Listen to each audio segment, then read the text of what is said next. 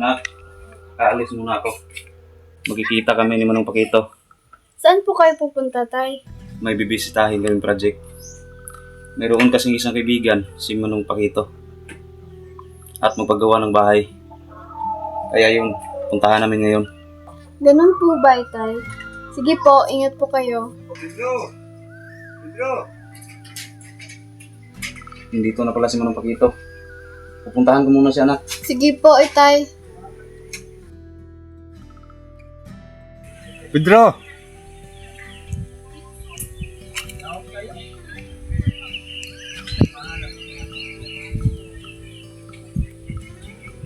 Manong Pakito, akala ko ba doon tayo magkikita sa waiting shed? Yun na nga eh. Kaso, habang papunta ako sa waiting shed, nagkaroon ng aberya sa daan. Bakit po? May nangyari po ba sa iyo, Manong? Oo, Pedro. Nagkasalubong kami ni Ruel. Si Ruel? Bakit? Ano po bang nangyari?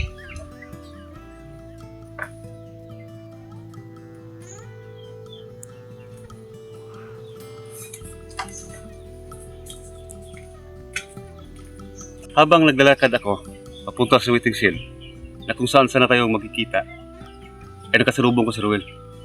At hinintuan niya ako. Pagkatapos, nagkaroon kami ng diskusyonan at binunutan niya ako ng kutsilyo. Sasaksakin niya sana ako. Buti na lang, dumaan si Dilma. At yun, natakot si Ruel at umalis. Gagong talaga ito si Ruel. Wala talagang sinasanto. Kahit sino, kalalabanin niya. At isa pa, wala ka namang kasalanan sa kanya, Manong. Baka nagalit siya sa akin dahil palagi tayong magkasama. Baka nga, Manong, baka iniisip niya na kumakampi ka sa akin. Kumakampi naman talaga ako sa'yo dahil wala kang kasalanan. Salamat, Manong. Hayaan lang natin siya, Manong. Huwag na lang natin siyang patulan. Mas mabuti pa ang isipin natin ay ang pamilya natin. Ano naman ang Pakito? Tayo na. Puntahan na natin ang kaibigan mo. Pedro, mas mabuti siguro pagpaliban na lang muna natin ang lakad natin ngayon. Sa susunod araw na lang tayo pupunta sa kaibigan ko. Bakit naman po, Manong? Baka kasi makasalubong natin si Roel at magkita kayo. Baka kung ano pa ang mangyari. May dala pa naman yung patalim. Manong, ano ba ang ikinakatakot mo? Wala naman tayong atraso sa kanya.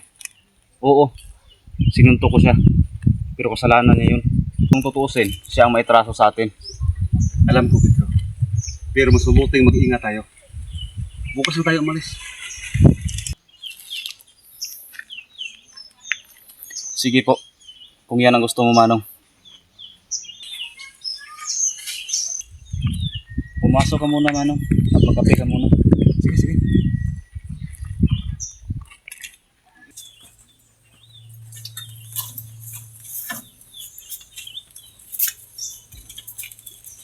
Pokok berhabot.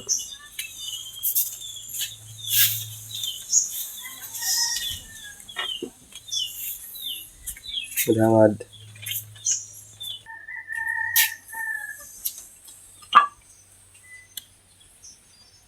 Wala nga palang kape.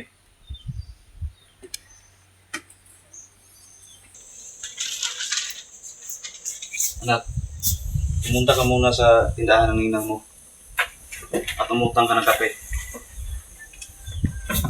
Sige po, Tay.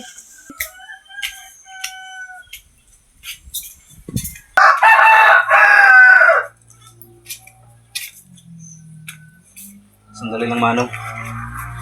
Inutusan ko pa si Sophia na kumuha ng kape sa tindahan. Okay lang, Pedro.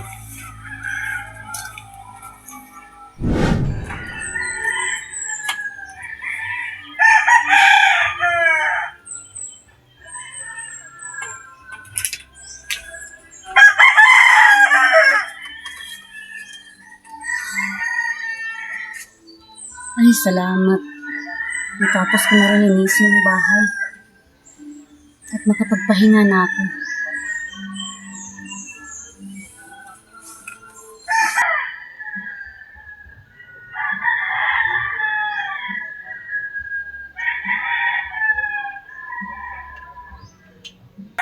Parang dinadalaw na yata ako sa kabuhanan ko. Wala pa naman akong napkin. Pupunta ako sa tindahan. Bibili ako.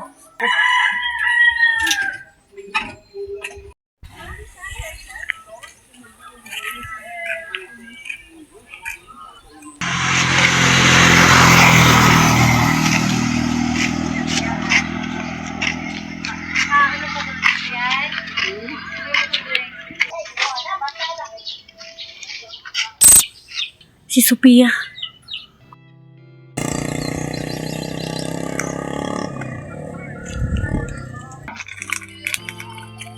Ninang! Ninang! Sophia. Renji. Mare.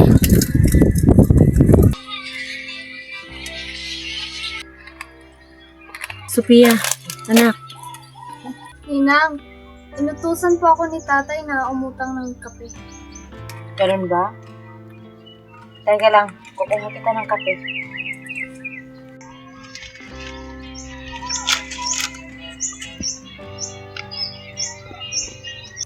Sophia, may pera ako dito. Bayaran mo na lang yan. Ito.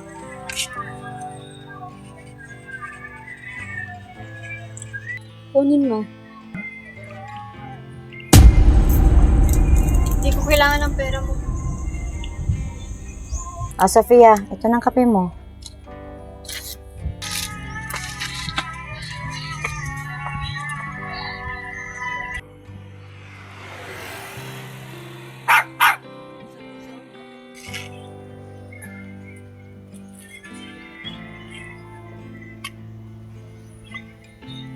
Mare, anong sa'yo? Napkin na, Mare. 5 lang.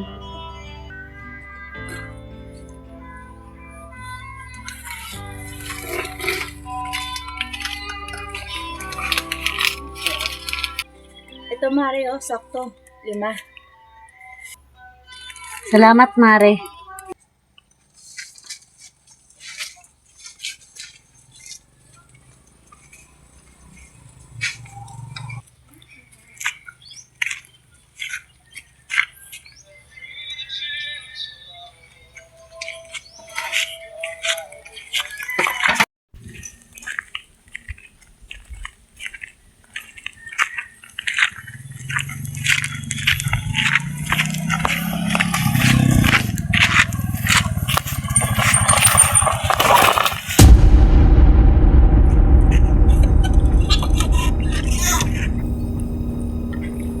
Di ba sabi ko sa'yo, guguluhin kita?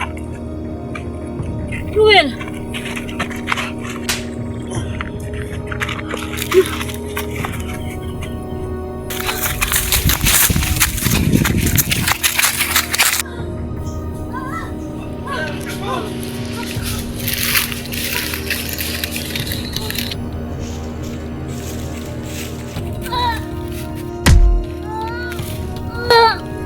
Kala mo, makakatakas ka sa akin? Pangadling, babalik kita sa bahay ko. Ayoko!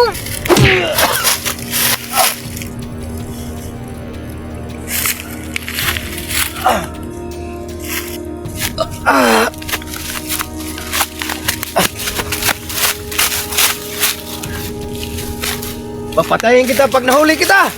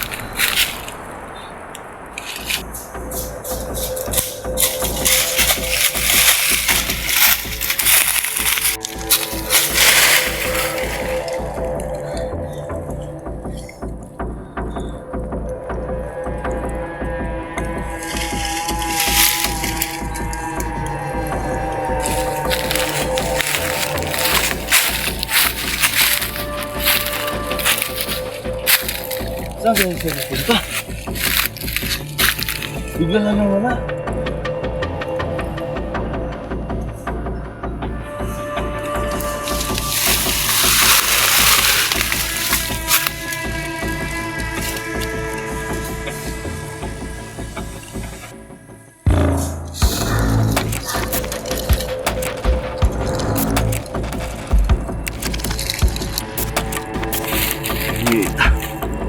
Saan kaya yung napunta?